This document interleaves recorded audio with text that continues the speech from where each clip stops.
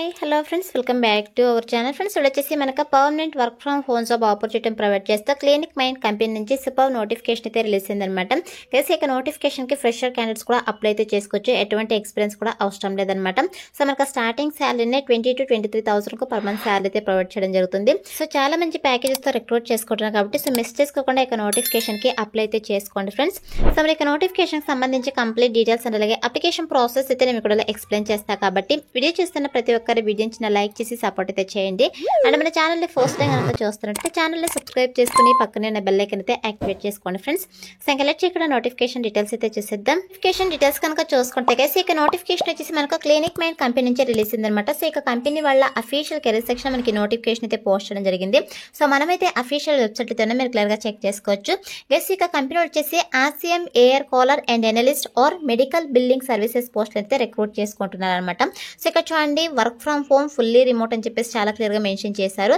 So మనకైతే ఇక company వల్ల permanent work from home job opportunity provide చేస్తున్నారు. సో మరి హ్యాపీగా పర్మనెంట్గా ఇంటి నుండి వర్క్ అయితే చేసుకోవచ్చు అనమాట.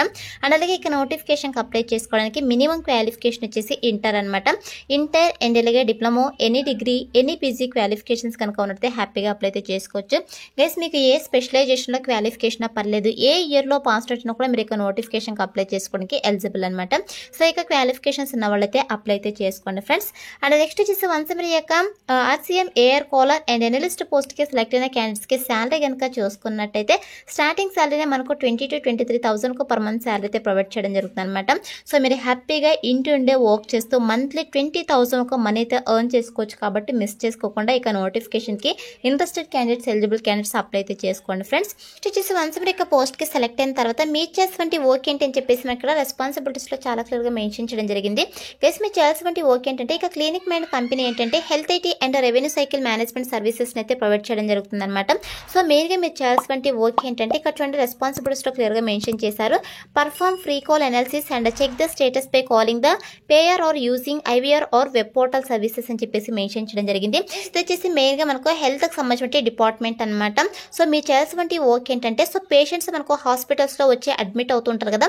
సో అడ్మిట్ అయిన తర్వాత పేషెంట్స్ తరపున ఏదైనా హెల్త్ ఇన్సూరెన్స్ కనుక ఉన్నట్టయితే హెల్త్ ఇన్సూరెన్స్ ద్వారా వాళ్ళకి ఇచ్చినటువంటి ట్రీట్మెంట్ను క్లెయిమ్ చేయించాల్సి ఉంటుంది అనమాట. అంటే పేషెంట్స్ యొక్క ట్రీట్మెంట్కి అయ్యేటువంటి ఖర్చుని మీరు హెల్త్ ఇన్సూరెన్స్ ద్వారా క్లెయిమ్ చేయించినటువంటి వర్క్ అయితే మీరు చేయాల్సి ఉంటుంది అనమాట. సో ఇక్కడ చూడండి అది ఇక్కడ మనకు మెన్షన్ చేయడం జరిగింది. Initiate telephone calls to insurance companies requesting the status of the claims for the out standing balance and the patient accounts and taking appropriate actions అని చెప్పేసి మెన్షన్ చేయడం జరిగింది.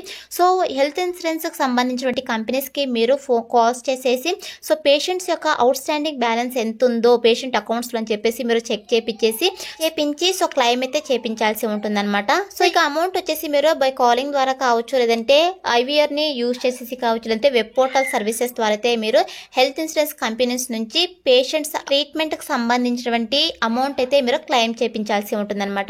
చూడండి maintain adequate documentation and the vertical software to send the necessary documentation to insurance companies and maintain a clear audit trial for future reference అని చెప్పేసి mention చేయడం జరిగింది. Guys మీరు వచ్చేసి పేషెంట్ ట్రీట్మెంట్కి ఎంతైతే అమౌంట్ అయి ఉంటుందో సో ఆ యొక్క అమౌంట్ వచ్చేసి మీరు హెల్త్ ఇన్సూరెన్స్ కంపెనీస్ నుంచి క్లెయిమ్ అయితే చేయించాల్సి ఉంటుంది కదా.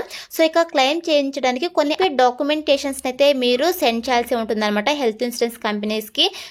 సో డాక్యుమెంట్స్ని మీరు సెండ్ చేయడం వల్ల సో ఫర్దర్ కంటే ఫ్యూచర్లో ఏదైనా ఆడిట్ జరిగినా కూడా సో ఎటువంటి ప్రాబ్లమ్స్ లేకుండా మీరైతే మెయింటైన్ చేయాల్సి ఉంటుందని చెప్పేసి మెన్షన్ చేయడం జరిగింది.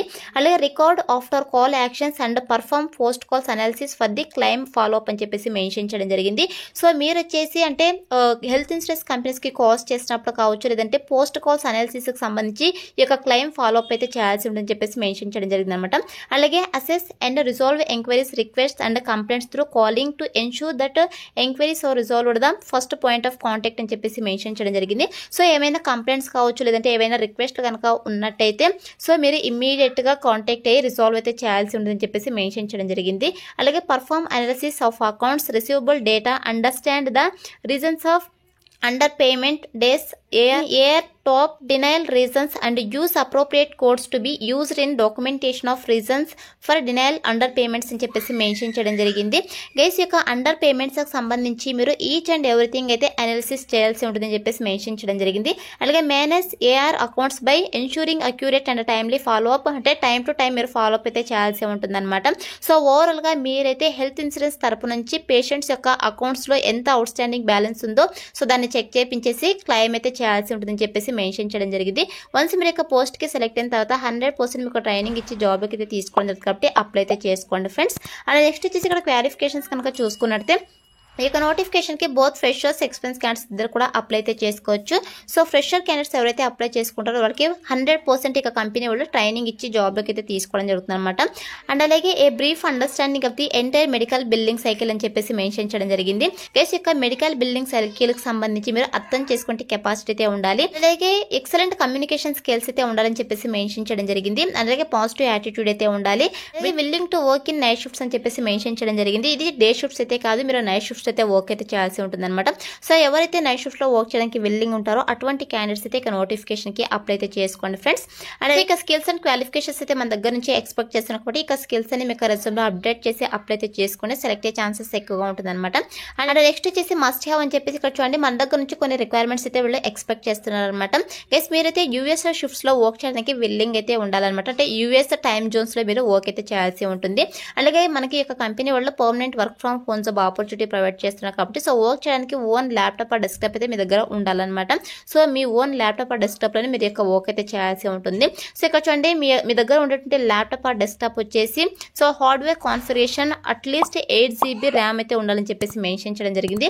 అండ్ అలాగే backup internet such as mobile hotspot కూడా ఉండాలని చెప్పేసి మెన్షన్ చేయడం జరిగింది. అలాగే మీ ఇంట్లో బ్రాడ్బ్యాండ్ ఇంటర్నెట్ కనెక్షన్ ఉండాలని చెప్పేసి మెన్షన్ చేయడం జరిగింది అనమాట. సో ఈ యొక్క రిక్వైర్మెంట్స్ అయితే కంపల్సరీగా ఉండాలి. ఈ యొక్క రిక్వైర్మెంట్స్ మీ దగ్గర ఉన్నట్టయితే హ్యాపీగా అప్లై అయితే చేసుకోవచ్చు.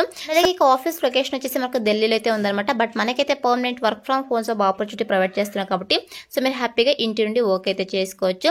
సో ఇది వచ్చేసి నోటిఫికేషన్ డీటెయిల్స్ కేసు. ఇప్పుడైతే ఇక నోటిఫికేషన్కి ఎలా అప్లై చేసుకోవాలో కనుక చూసుకున్నట్టయితే నేను డిస్క్రిప్షన్లో అప్లై లింక్ అని చెప్పేసి క్లియర్గా మెన్షన్ చేశాను. సో ఇక లింక్ పైన క్లిక్ చేశారంటే మీకు agsjobsinfo.com అని చెప్పేసి మన అఫీషియల్ వెబ్సైట్ అయితే ఓపెన్ అవుతుంది. అందులో నోటిఫికేషన్కి సంబంధించి డీటెయిల్స్ అయితే ఉంటాయి. కిందకి స్క్రోల్ చేసుకొని వస్తే మీకు apply link click to apply అని చెప్పేసి గ్రీన్ కలర్లో ఉంటుంది. సో దానిపైన క్లిక్ చేశారంటే మీకు ఇంటర్ఫేస్ అలా ఓపెన్ అవుతుంది అనమాట.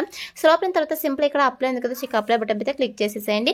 సో క్లిక్ చేసి ఉంటే మనకి ఇలా అప్లికేషన్ ఫామ్ అయితే రావడం జరుగుతుంది. ఇక సింపుల్ అప్లికేషన్ ఫామ్ అయితే మీరు ఫిల్ చేసి సబ్మిట్ చేయాల్సి ఉంటుంది. సో ఇక్కడ చూడండి ఫస్ట్ మీ యొక్క first time last time address అయితే ఇచ్చేసేయండి. తర్వాత మీ యొక్క ఈమెయిల్ మొబైల్ నెంబర్ అయితే ఇచ్చేసేయండి. తర్వాత మీ యొక్క రెజ్యూమ్ అయితే అప్లోడ్ చేసేసేయండి. రెజ్యూమ్ అయితే 100% అప్లోడ్ అవుతుంది. చూడండి would you agree to respond to a few questions in writing before scheduling and interview అయితే అడుగుతున్నారు.